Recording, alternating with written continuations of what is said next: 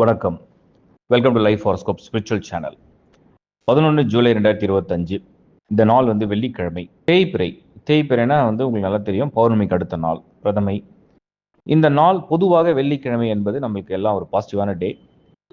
Enjoyment and என்டர்டெயின்மெண்ட்டுக்கு ரொம்ப நல்ல நாள். அதே மாதிரி இந்த நட்சத்திரம் அப்படின்னு பார்த்தீங்கன்னா இன்னைக்கு உத்திராடம். இந்த உத்திராடம் உங்களுக்கு 4 பாதங்கள் இருக்கு. தனுசு ராசியில மட்டும்தான் முதல் பாதம் வரும். மீதி 3 பாதங்கள் மகரத்துக்கு போயிடும். அப்போ டிரான்சிஷன் அண்ட் பிளானட்டரி பொசிஷனை பார்க்கும்பொழுது இந்த நாள் எப்படி இருக்கும்? பொதுவாக மகரம் அப்படின்னு எடுத்துட்டிங்கன்னா அட்வான்டேஜ் என்னன்னு முதல்ல பார்த்துடலாம். சனி உங்களுக்கு 7.5 சனி இல்லாத காலகட்டமாக இருக்கிறதுனால முயற்சிகளுக்கு ஒரு மனதில் தெளிவும் தைரியத்தையும் கொடுத்துரும். சுக்கிரன் நல்ல பொசிஷனில் இருக்கார். மகரத்துக்கு ஃபேவரான ஒரு பிளானட்டரி பொசிஷனில் சுக்கிரன் தான் நம்பர் 1. கரெக்டாக 5ல் இருக்கார். சுக்கிரன் ஆட்சி பலத்தோடு இருக்கார். இது மனது, அதிர்ஷ்டம், வாய்ப்பு, உங்களுடைய முயற்சி, உங்களுடைய தெளிவான சிந்தனை இதெல்லாம் கொடுத்துரும். இது இந்த நாளில் உங்களுக்கு அமையக்கூடிய பாசிட்டிவான விஷயம்.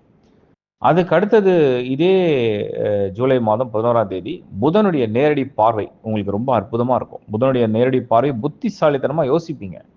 ஒரு பிளானை போடுறீங்க அப்படின்னா, ஒரு விஷயத்த பண்ண போறீங்கன்னா உங்களுக்கு அந்த புத்தி நல்லா வேலை செய்யும். அதுக்கேற்ற ஐடியா கிடைக்கும். யாராவது அதுக்கு அந்த ஐடியாவை கொடுப்பாங்க, சப்போர்ட் பண்ணுவாங்க. ஃப்ரெண்ட்ஸ் பண்ணலாம், உங்களுக்கு திடீர்னு ஒரு ஃபோன் கால் வரலாம், திடீர்னு ஒரு வெல்விஷர் பண்ணலாம், பேரண்ட்ஸ் பண்ணலாம், நண்பர்கள் திடீர்னு உங்களுக்கு பழைய நண்பர்கள்லாம் திடீர்னு சந்திக்கிற வாய்ப்பு, அதனால் வரக்கூடிய ஒரு ஐடியா இது புதன் கொடுத்துரும். இல்லை நீங்கள் படித்தது உங்கள் அனுபவத்திலேருந்து ரீகலெக்ட் பண்ணி எடுப்பீங்க. இது ஒரு நல்ல பாசிட்டிவான விஷயமா நான் பார்க்குறேன். ஸ்டூடெண்ட்ஸுக்கும் ஃபேவராக இருக்குது. இப்போது குரு 6th ஹவுஸில் இருக்கிறதுனால என்ன, சுப செலவுகள், ஏதோ ஆசைப்பட்டதை வாங்குறீங்க, செலவழிக்கிறீங்க, அந்த மாதிரி ஒரு நாளாகவும் அமையும்.